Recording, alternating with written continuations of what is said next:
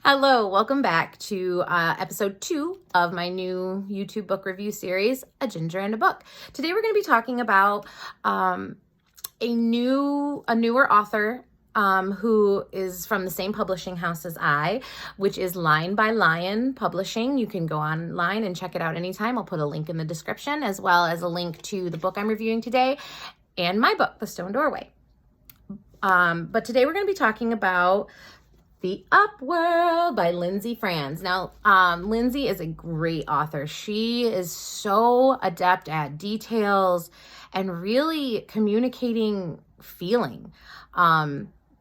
She's also adorable and one of the sweetest people I've ever met.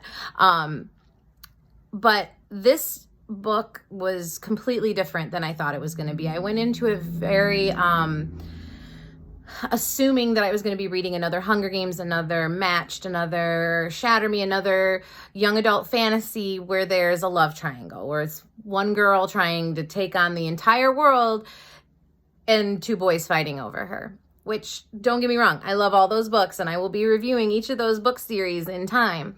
But this one went a completely different direction with it. So we find Erilyn living alone in the woods with her serval cat, Luna, who is an albino serval cat. And one day, her isolated world is kind of cracked open by Finn. And she saves his life. And she finds this connection with Finn that is almost palpable. And you feel Erilyn didn't want to be alone, and Lindsey is so good at showing that after Erilyn was exposed to Finn and, communication and touch and just being open with someone else, it was incredibly hard for her to even think about being isolated and so alone again. So with Finn, she embarks on this journey to go to Sunnybrook, which is essentially a sanctuary. Now, this book is dystopian in that the world of Upworld takes place after our civilization has been crushed for some reason, whatever, and this world has bloomed up from it. Society has basically been broken down into 3 categories. The Upworlders, who live in walled-off cities protected from the elements and the dangers outside. Albino cave-dwelling people, which Erilyn is one of. She escaped from the mines a long time ago. The third are called the Wilden. They are savage. They are described almost as more animal than human, and everyone's just terrified of them.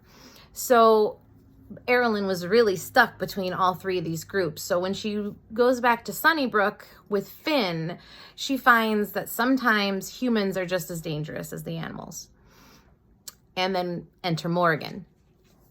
Morrigan was a woman from Sunnybrook with whom Finn had a relationship, and she broke his heart. Now, when they return to Sunnybrook, it's almost at once that you notice a change in Finn and Erilyn. And you see this play out, and it's almost agonizing at some points because you just feel so bad for Erilyn. You want to smack Finn upside the head.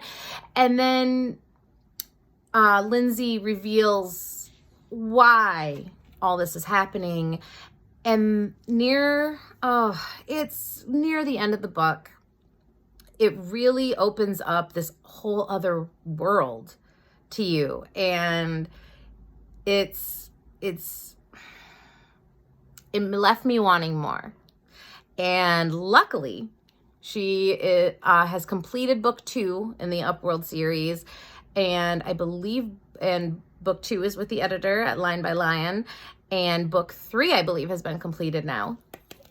So look for those updates on when those are released. But for now, go get The Upworld by Lindsey Frantz. Oh my goodness. And do yourself a favor and read this. It's not a terribly long read. I think I read it in a weekend. And it's so good. It's hard to put down. And like I said, she just draws you into these characters' hearts and minds. And some parts you just, Oh, that's all I can say. I guess that's my review. Ugh. It's really good. I can't wait to read book 2 and book 3 and see how all of this pans out. And I can't wait for other people to find Lindsey's work and read it as well.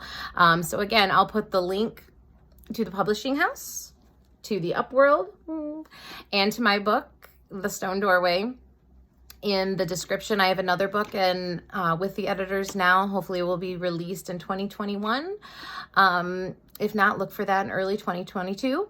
And I'll see you guys next time for another episode of A Ginger and a Book. Bye.